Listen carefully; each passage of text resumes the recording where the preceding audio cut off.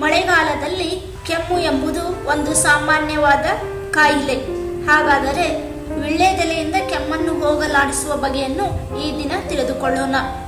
ಕೆಮ್ಮು ಹಾಗೂ ಕಫದ ಸಮಸ್ಯೆ ಉಂಟಾದಾಗ ಒಂದು ವೀಳ್ಯದೆಲೆಯಲ್ಲಿ 1-2 ಹರಳು ಉಪ್ಪು ಹಾಗೂ 1-2 ಕರಿಮೆಣಸನ್ನು ಸೇರಿಸಿ ಸೇವಿಸಿದರೆ ಇದಕ್ಕೆ ಮುಕ್ತಿ ಸಿಗುತ್ತದೆ. ವೀಳ್ಯದೆಲೆಯನ್ನು ಕಿವಿಗಳ ಮೇಲೆ ಕಟ್ಟಿದರೆ ಗ್ಯಾಸ್ಟ್ರಿಕ್ನಿಂದ ಉಂಟಾಗುವ ತಲೆನೋವು ವಾಸಿಯಾಗುತ್ತದೆ. 1-2 ವೀಳ್ಯದೆಲೆಯನ್ನು ದಿನಕ್ಕೆ 2-3 ಬಾರಿ ಜಗಿದರೆ ಕಫ ನೀರಾಗುತ್ತದೆ. ಇದರಿಂದ ಕೆಮ್ಮು ಕೂಡ ಕಡಿಮೆಯಾಗುತ್ತದೆ. ವೀಳ್ಯದೆಲೆ ರಸಕ್ಕೆ ತುಳಸಿ ಎಲೆಯ ರಸ 1 ಚಮಚ ಜೇನುತುಪ್ಪ ಸೇರಿಸಿ ಸೇವಿಸಿದರೆ ನೆಗಡಿ ವಾಸಿಯಾಗುತ್ತದೆ. ವೀಳ್ಯದೆಲೆಯ ಬೇರನ್ನು ಜಗಿದರೆ ಸ್ವರವು ಇಂಪಾಗುತ್ತದೆ. 1 ಚಮಚ ವೀಳ್ಯದೆಲೆಯ ರಸವನ್ನು 1 ಚಮಚ ಜೇನುತುಪ್ಪದ ಜೊತೆ ಸೇವಿಸಿದರೆ ಒಣಕೆಮ್ಮು ಕಮ್ಮಿಯಾಗುತ್ತದೆ.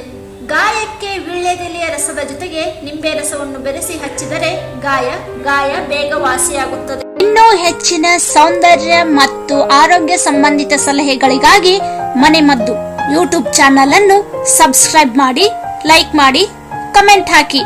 ಧನ್ಯವಾದ.